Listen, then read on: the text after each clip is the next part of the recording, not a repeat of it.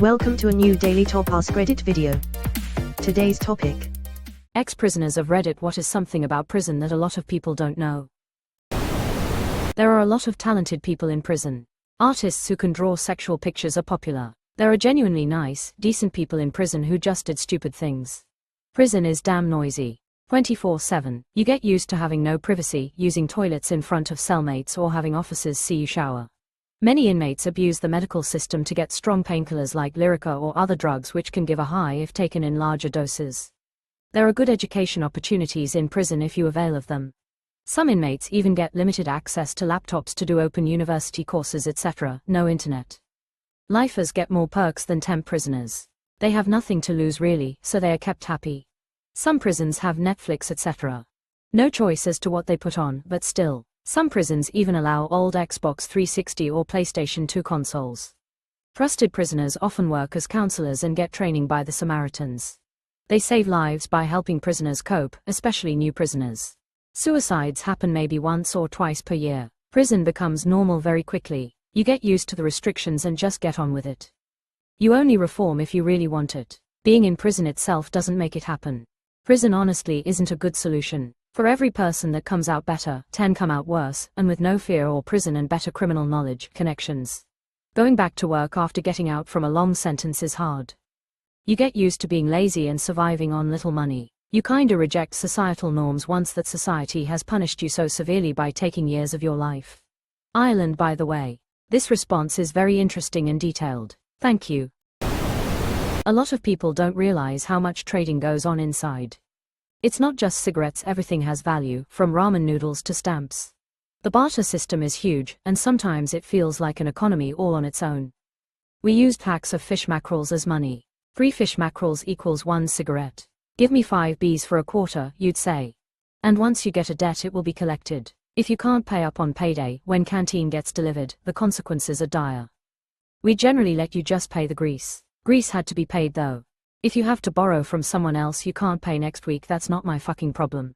But as long as I'm getting interest every week, you can borrow the principal for as long as you want. If I needed more, I'd let you know in advance, and would expect the same from anyone I owed. We've all got shit to pay and collect. The rape issue, while not non-existent, is way less IRL than in the movies. I was in for 2 years, and it never happened once, in either prison. There's the odd tale told by lifers about, this guy 10 years ago, or, I knew a guy in a different jail, but it's not common. You can roll your eyes and walk away from almost any aggressive asshole, but if you run, you're gonna get lit up. What you say can get you dabbed up in your cell. It's illegal to smoke in prisons in my country, so they have Nicorette gum. They're sold in sleeves, and go for $5 per sleeve. That's inside currency. Transfers will cost you $90 for 10 sleeves. That's when they get someone on the outside to send money to your outside account, and you buy sleeves inside for them. Cards are king. Canasta and Big Two were the games of choice in one prison. The other one had a bridge table I joined. Don't ask, don't tell. The guy running around talking about how he's in on a body is a liar. He's definitely a deflecting sex offender. The guys who are in on bodies are lifers, and don't need to tell you why they're in. Generally, you don't fuck with people, they won't fuck with you. Guards don't care, but they ain't gonna give you grief if you don't give them any. And the name of the game is patience. There's certain things you can put in requests to purchase, like Discmans and a fan. Expect to wait 3 months. They'll order it in a few weeks, it'll arrive a week after, and it will sit in V&C for 2 months before they open it and give it to you. Harass them, they'll put it in property, and you can have it when you're released. Other than that, pen packs and boredom. Which country is that? Curious to know. Canada. How loud it is all the time. Damn near deafening. And when it gets quiet, it's time to start paying attention to what's going on. I'm a prison officer and I can confirm this. When there's nothing happening and everyone is quiet, something big is about to go down. I've only done jail for 3 weeks. Besides the boredom, the worst part was the jits that wouldn't stop banging out beats on everything metal once it was lights out. What is a jit? Edit, thank you all, I get it now. Never went to prison but got arrested before and spent a few days in jail. Chained next to a guy that was a repeat offender and taught his GF, who also got arrested with him, sign language. Neither are deaf, they use it to signal each other in between cells. I always thought that was pretty interesting. That's kinda cute, but also like, not. Bonnie and Clyde duo. Not a former prisoner, but used to work in a job that involved the prison system. 1. The sheer volume of paperwork prisoners do every day. Everything they do, everything they request, almost every little interaction with the facility involves paperwork. 2. How normal a prison can feel, almost like any institutional setting, hospital, university, etc. With people hanging around, shooting the shit, going to work, going to class, until suddenly it very much doesn't. I was a prison librarian for 18 months in a level 3 CDCR prison. It was a very mellow for the vast majority of my time. My last day the library was closed except for trustees and my replacement that I was training. The library had a 6 feet x 6 window that looked out on the yard. That day something popped off first in a classroom 3 doors down to the left of the library, and flowed out in your yard, and almost immediately popped off in the cafeteria 2 doors down on the right. Then the 3 dorms seemed to empty out on the lawn at once. It was stunning to watch. My trustees were protected in with me. If they weren't in there they would have been forced into the melee. It was a melee as guards just stood and watched, waiting for folks to tire out. It was like a murmuration of starlings. Groups swarming and diving in, pulling injured out and dropping them at the guards' feet and swarming back in. It went on for over 2 hours before the guards stepped in. Started about 9:30 a.m. and finished before noon, but then we were locked in until 3 as guards questioned and charged folks, got the injured taken care of and cleaned up the yard. I got our trustees out and back in the dorms about 1. It was like they threw me a goodbye celebration. Truly amazing to witness. I'm glad my trustees were safe. They were in lockdown for over a month after this. How did your replacement feel about that as a first day on the job? Murmuration of starlings, nice. The paperwork is real. I worked as a corrections counselor for about a year, not for me it turns out, and you'd come into dozens of contact forms each morning. A lot of it would be going to various staff around the facility, but my favorite was one guy asking me if Joe Biden was Jewish. Women's prison is a pettier, gayer version of middle school. I got pretty much molested daily my first 2 months. Prison definitely helped me to have a backbone. They are nice to you if they can tell you're not from the lifestyle.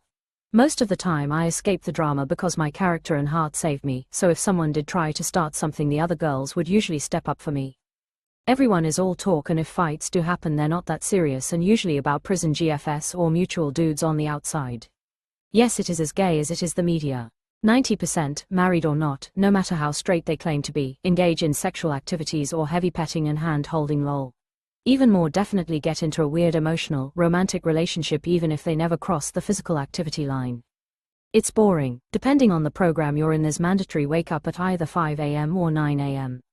I was in the 5 a.m. and you get written up if you're caught laying down. It's super hard to actually have any sex unless you're roommates, especially in a smaller facility. The guards really have no lives, so they police even sharing headphones. I got written up once for letting my roommate use my mayo at cafeteria for dinner. You get really why comfortable having to strip down and spread and cough. I had to do it usually at least 3x a week. Most women gain a minimum of 30 pounds, everything is processed and any gym time you get is limited and has time constraints based on units. The food sucks, so most of the time you have to rely on commissary. I'm a chef and the facility I was in had a toaster oven, so the girls loved me because I taught a lot of them how to make some good food, haha, but also the ones that have done a lot of time know how to get creative.